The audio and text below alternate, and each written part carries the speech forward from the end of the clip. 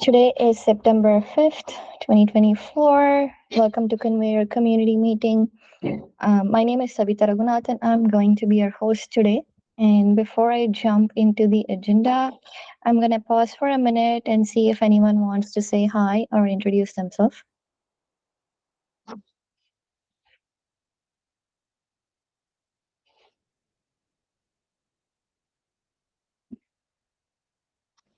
Hey, so the agenda is pinned in the chat. Please feel free to add yourself to the agenda. The first up topic is from Pranav. It's the topic Kai client, JSON, RPC, and binaries. Yeah, I need a minute to prepare my screen. Just give me a second. Sorry, guys. You want me to go first? Because yes, please. All right, yeah, I can go first. I just wanted to kind of mention, because the planning call was canceled last week as well. Just some conversation we've been having in the community about 06, because we had the enhancement freeze at the end of August.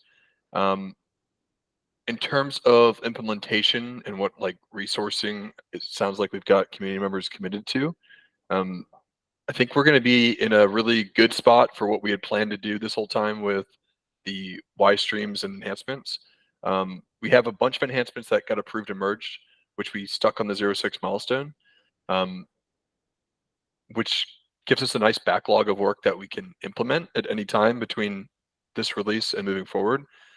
It sounded like from an implementation perspective, we're going to focus on the two enhancements around containerless Contra, so the containerless CLI, and this integration of Kai into the operator. Obviously, if there's other open resourcing and people want to pick up the other enhancements that are approved, there's no concern. I'm going to go and kind of probably update the 06 board to reflect this. That really we're trying to make sure that we get the CLI in a better spot for the Java provider. That's kind of our top priority right now. So I just kind of wanted to highlight that and ask if there's any questions or concerns.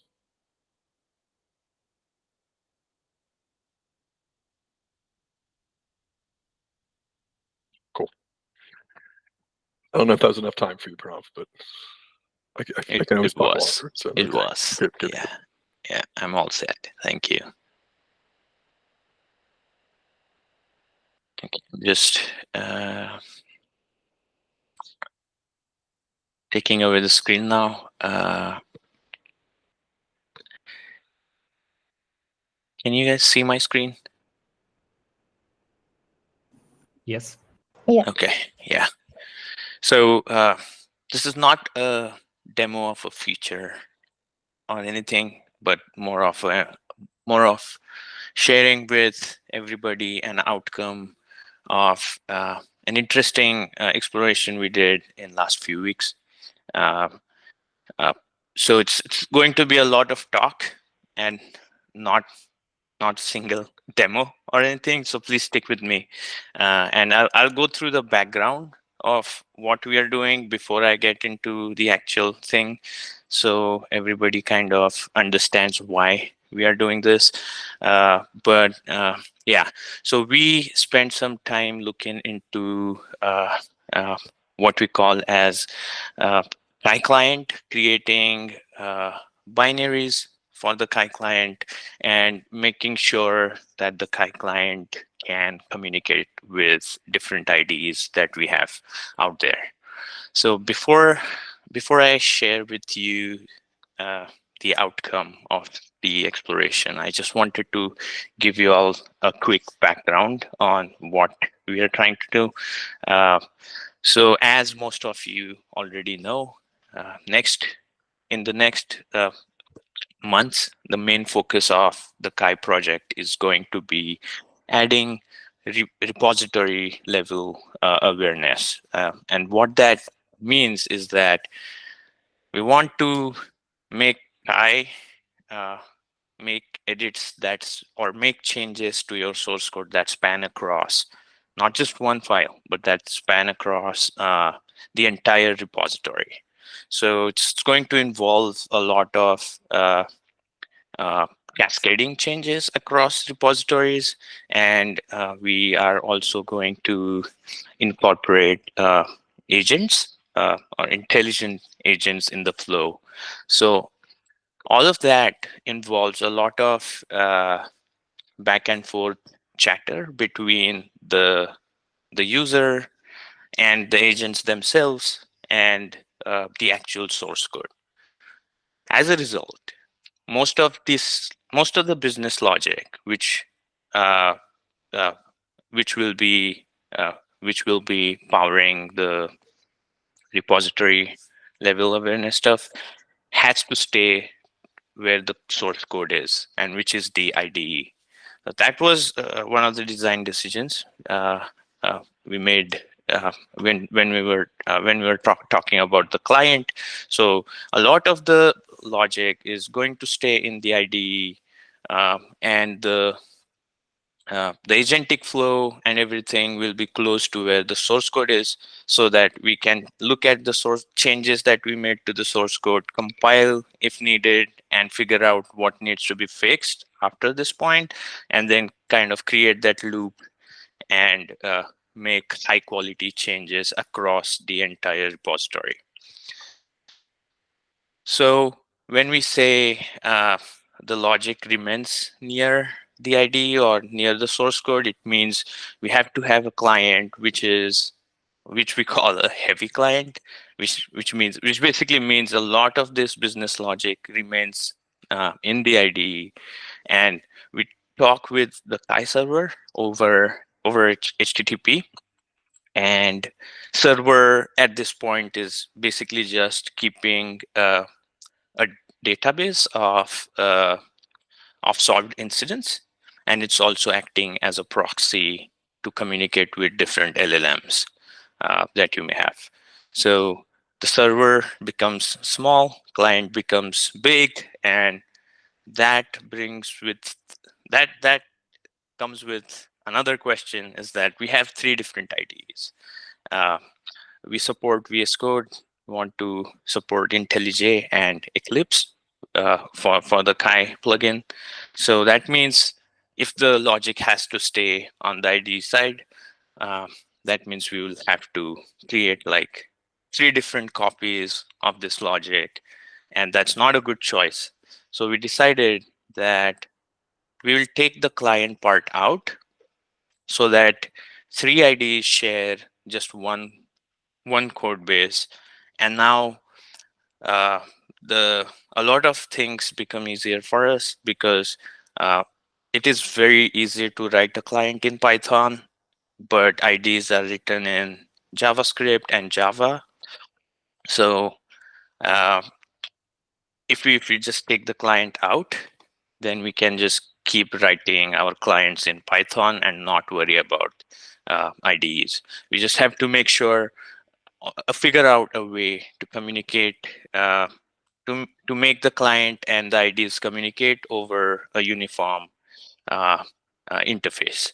And that's actually what we did in this exploration, is that we explored using JSON RPC to enable communication between the IDEs and the client, so that uh, the only thing that changes between IDEs is the RPC interface itself, and everything in the client is just one code. Uh, and as you can see, the business logic here is all comes down to just that small RPC layer in the IDEs, and the Kai client still can work independently. So from the IDE's perspective, Kai client is really just a server, but which is not quite a server because it's talking to a Kai server itself. So that's the first thing that we did, was that we created a JSON RPC interface in front of the Kai client, and validated whether or not we can talk with the Kai client reliably over this connection. And we were successful. So the next question is, IDEs support uh, all platforms. So you can run your IDs, the exact same ID on Mac, Windows, and Linux. But when we are talking about this client, this is written in Python. How do we make sure it can run on all three platforms? So the next thing that we did in this exploration was to use what is called as PyInstaller. PyInstaller basically creates binaries of Python applications, which you can run on any platforms as long as they are built for that platform. So what PyInstaller is doing is basically it's bundling all of the dependencies, everything that we use in our Python code, along with the Python interpreter itself into one binary. So when you run or when you run it on your machine, uh, it's going to run the Python interpreter, and then it's going to load up the actual program in it and then run that. And we really wanted to make sure we can do this with the Thai client. So we tried creating binaries for Mac and Windows, and we we had success. So in summary,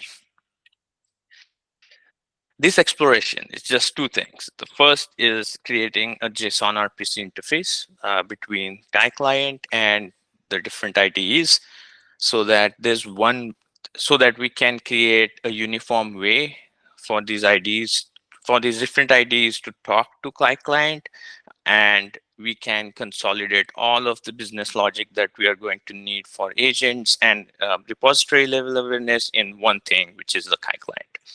And the second thing was to make sure we can run this on all of the platforms.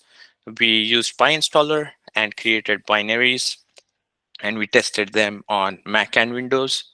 We had success. So uh, uh, this basically validates the idea of using an independent client, which we can use on all platforms. Uh,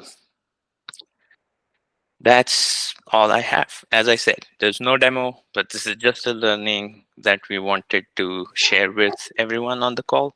Uh, we did. So there's one interesting thing we did before going into PyInstaller route, which was look into WebAssembly. uh, it was an interesting thing to learn. Uh, so the idea of WebAssembly was that similar to how we are creating a consolidated one single client, the idea was to make it a WebAssembly module. Uh, there's some knowledge around of making Python projects work with WebAssembly, but there's not the the the knowledge is not out in the open yet, and we don't know. There was some issues that we were seeing, so we decided to just go with PyInstaller in the interest of time, and that's how we came up with this.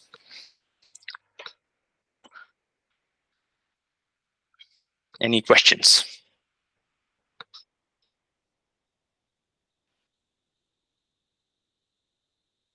Pranav, I just wanted to comment a little bit. First of all, thank you and Sean for this, because both of you kind of finding this path for us, this alleviated so many of my fears. When Ramon kind of let us know that Windows was a primary target and the non-admin route, that truthfully scared me, because I was wondering how could we innovate on Python, because the work we're doing in generative AI, if we use Python, we are positioned the best to innovate quickly and actually solve the real problem we're going after. Right. But to address the Windows side of it, there's all these other technical things that come in to make it easier for the experience. And Python just doesn't cut it in that route. And the fact that both of you found this thing of PyInstaller and then went through this approach of JSON RPC, you have de-risked so much of the approach. This is just awesome. Thank you. Really good stuff. Yeah.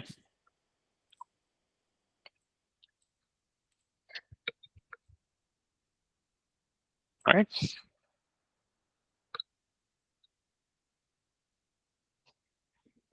And Back to you, Savita.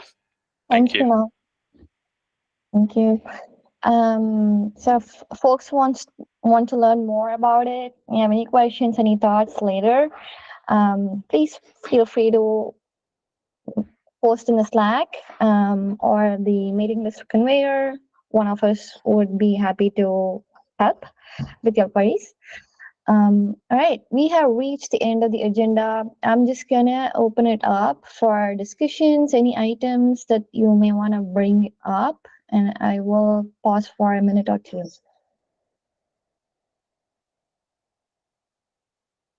Maybe two feels a lot longer once I have said it out loud. It's just our like meditation time. It's hard, Sean. It's really hard now that you have said it out loud.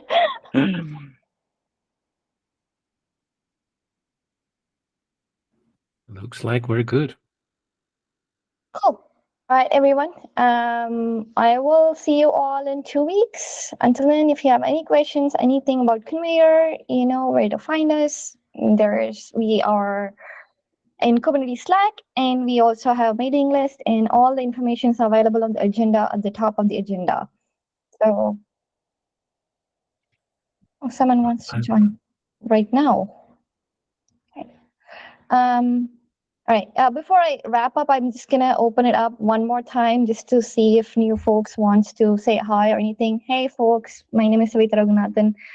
I am a mentor of Konveyor. We have a lot of contributors to Konveyor in this call. So if you want to say hi, this is your time.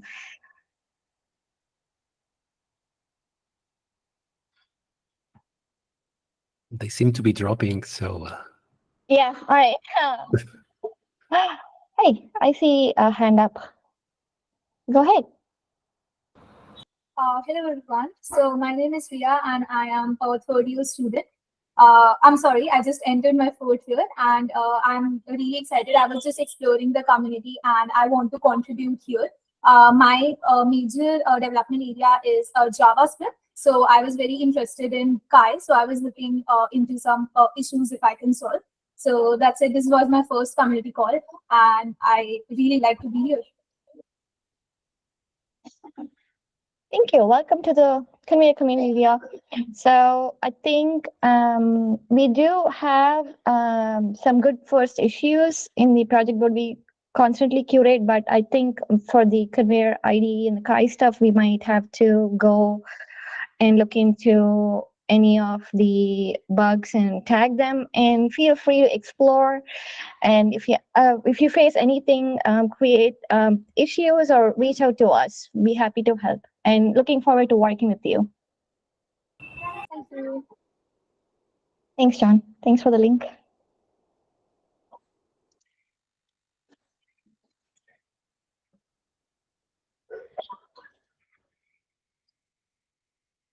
All right, then.